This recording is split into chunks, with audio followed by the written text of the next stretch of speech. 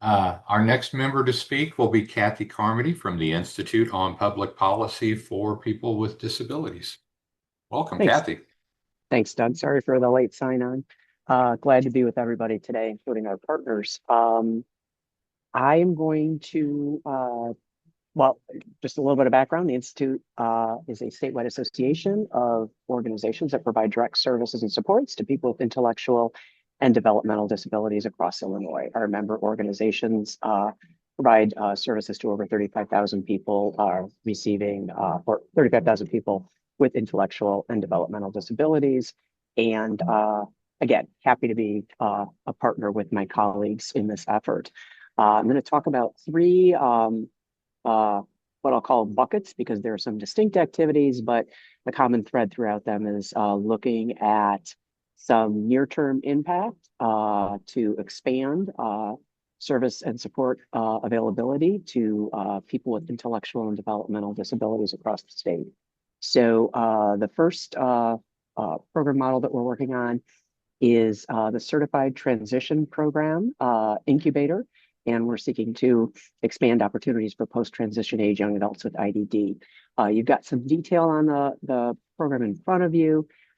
Essentially, what I would say is this is a bit of a behind-the-scenes activity taking place. Our primary target is colleges across Illinois that either have or are interested in developing a certified transition program, and that would then be available to young adults leaving school settings and interested in being able to access education and services through a college structure.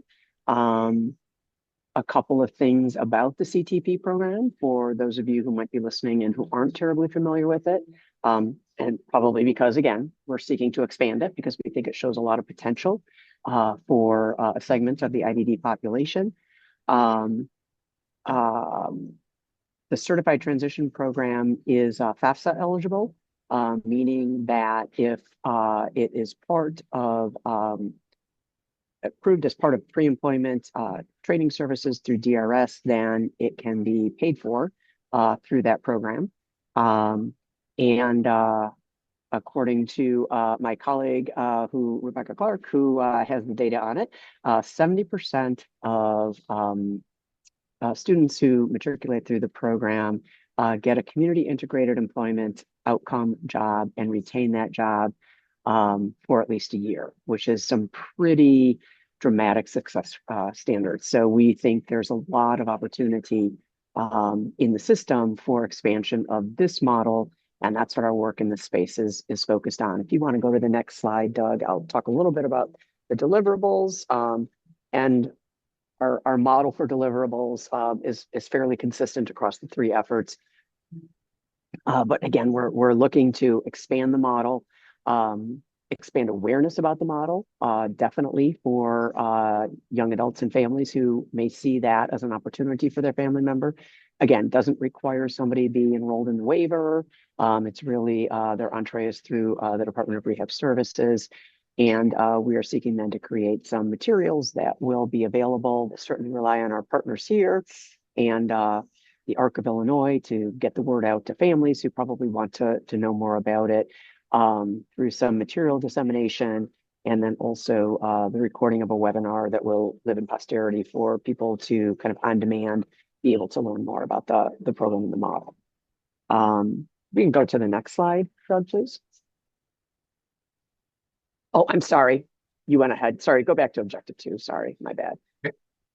Objective 2 is working in the dignity and pay space, which is probably a term familiar to a lot of people on this webinar, and really looking to create a bridge between the community, providers, and families to state policymakers who are focused in this area, and make sure that there's information exchange and flow in both directions.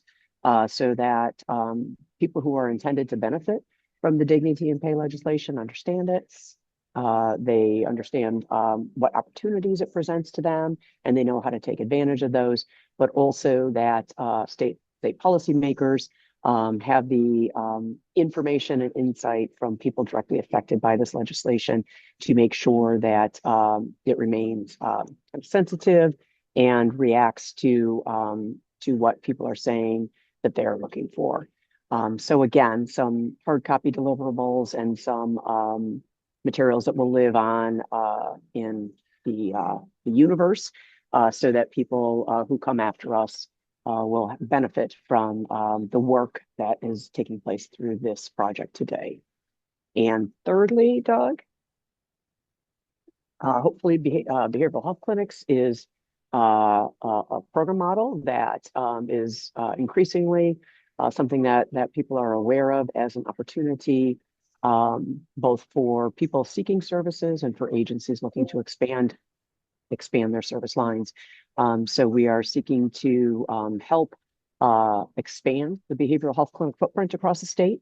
And briefly, the model is Medicaid funded, does not require anybody to be enrolled in the waiver. It does require, in this particular case, and to be clear, the behavioral health clinic extends beyond people with IDD, but in our particular circumstances, we were talking about people who have both a diagnosis that qualifies as an IDD as well as a mental health condition. And that makes them eligible for behavioral health clinic services, which we are seeking to and have very successfully, I would say, been expanding across the state for people with IDD. So we hear a lot about the lack of mental health services and behavioral health support services for people with IDD that are sensitive to the unique needs of our population. This model addresses that challenge and embeds those services within a qualified IDD community organization who creates some additional services, resources, and expertise to be able to address both IDD and mental health behavioral health support needs of people. Thanks to the division who is on. I know you just put in your most recent communication. We've got the first of 3 training sessions coming up in 2 weeks. I don't know if we have any availability left in that session, but that should be in your most recent DD communication. And then we will be doing 2 additional training sessions in Central and Southern Illinois. And again, creating resources and materials. I would say most importantly for families to know that this resource exists.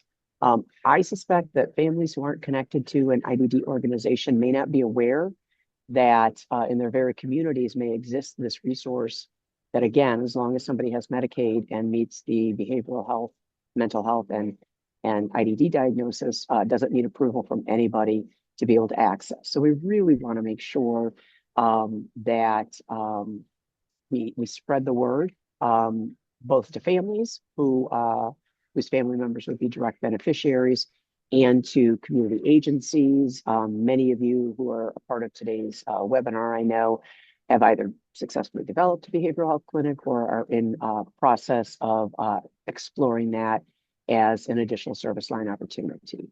So I would say that our work is looking to kind of have some near-term system expansion that we think will benefit people where they are today. And then we also are seeking to assure that we kind of braid or thread those expansions into the kind of the fabric of the system so that people in the future are able to benefit as well.